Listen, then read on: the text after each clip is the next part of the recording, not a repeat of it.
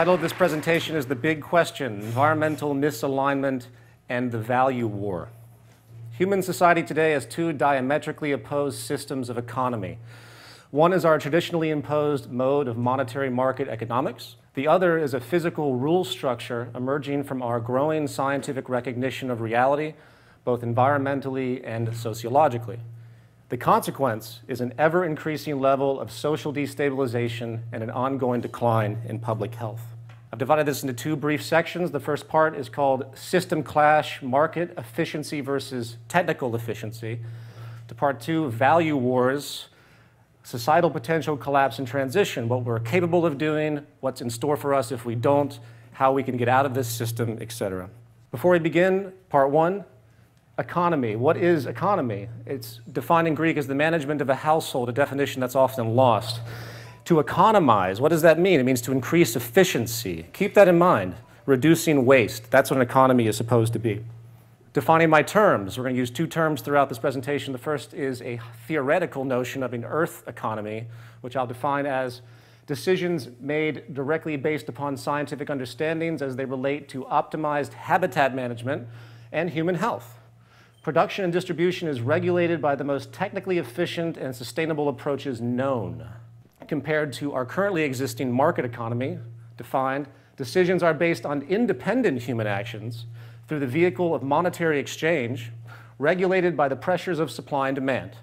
Production and distribution is enabled by the buying and selling of labor and material provisions with the motivations of a person or a group, the self-interest, as the defining attribute of unfolding.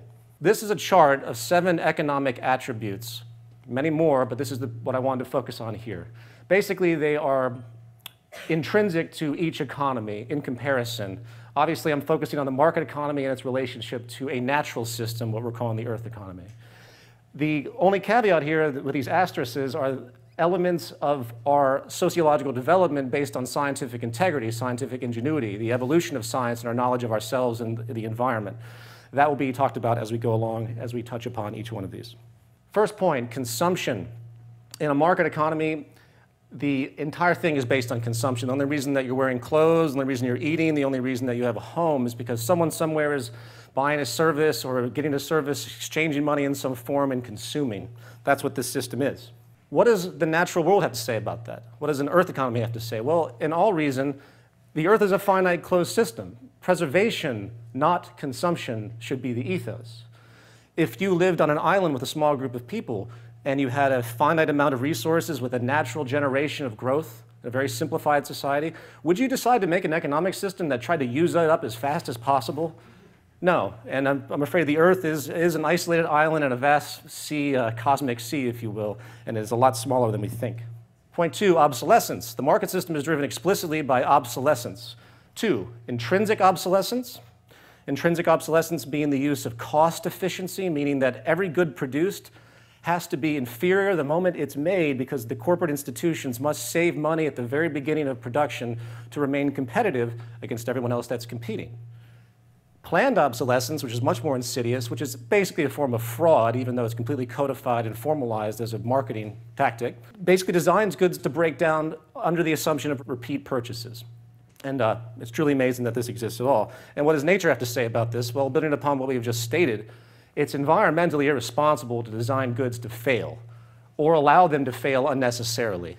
That is basically offensive. We need optimum design to have things last, survive.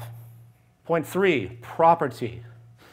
The ownership metaphysic is a core premise allowing controlled restriction of resources and goods. I say metaphysic because property isn't real. There's no such thing of ownership in the broad scheme, not either intellectual or physical goods. It's all transient. The idea of everyone owning one of everything, for example, does that make a lot of sense when we think about our natural economy? What about the use of goods? What about access? The natural environment demands access. Universal property is inefficient. Strategic access is more environmentally responsible as a model and more socially efficient. If you have a car that you drive maybe 40% of the time, why not let the other 60% be used by somebody else? You create a system of access and use. That's environmentally responsible. Point four, growth. Building on consumption once again. The market economy requires near constant growth to maintain employment. This ties in a little bit with the growth of population as well. But you always hear about this in the government. We have growth, we need more growth, the GDP, we're lacking growth. It's basically just absurd. We need a steady state economy. The Earth is a finite system once again. Earth demands a balanced load economy, respecting dynamic equilibrium, where things come together in balance, not the necessity to exhaust just to, say, maintain labor. Point 5, competition. This inches into our new sociological developments that aren't talked about enough. Market system economy based upon personal and corporate competition in the open market, selling your labor, competing for market share. That's a completely metaphysical notion if you think about it, based on an early tribalistic form of scarcity and this notion that we can't possibly get along, there can't possibly be enough to go around, so we have to fight for everything and everything's out for themselves. What we've come to find is that human collaboration actually is at the core of all invention. It's called usufruct. And psychological studies now show long-term distortion with the competitive view. The great amount of distortion, corruption, crime you see, all you hear, the headlines, white collar, blue collar, all comes from this primitive notion of a competitive environment, and nothing is held as sacred. Point 6, labor for income. Human survival is today contingent upon one's ability to obtain employment and enable sales. That's your right to life. If you can't get labor, you might as well die because you don't serve an economically efficient role. What does this mean to our development in science and technology? Mechanization is incredible. The advent of automation is making human employment more scarce at a minimum and possibly obsolete entirely. Mechanization is also more productive and efficient than human labor, which means it's socially irresponsible for us not to mechanize and enjoy the fruits of the abundance and ease and safety it can create. Scarcity and imbalance. Contrary to what most think, money and the movement of money that generates consumption economy is explicitly based on imbalance and inefficiency. It's really an inefficiency economy, an anti-economy.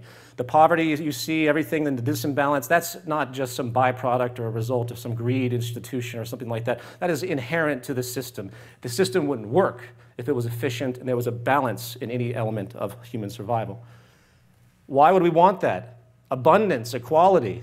New sociological studies have found that equality is much more positive to public health. You compare the United States, a highly stratified society with deep imbalance, to Norway and Sweden that have much less levels of stratification. The public health in those less stratified societies blow us out of the water. Why not work to create an abundance through all these mechanisms of efficiency that technology now enables to meet human needs, reduce crime, all sorts of other obvious sociological phenomena? Spectrum of social disorder, and there it is. You have a macro socioeconomic system, macroeconomic element that is basically funneling out this distortion from childhood all the way through every level of sociological exhibition, if you will. And everything you see is coming from this very sick distortion premise of economy. My interest, ultimately, relationship of macroeconomics to sociology. Part 2, change, value wars, societal potential, collapse, and transition. Over here are a series of social problems that you would see in the newspapers, very obvious: abject poverty, unemployment, destabilization, debt collapse, pollution, waste, all of which are completely technically obsolete. None of them have to exist at all. At a minimum, they could be reduced to a very core degree, those that are a little bit more subjective. Removing the environmental and sociological inefficiency inherent to the market and simply applying modern scientific understandings resolves or greatly reduces all of these issues. That is our potential.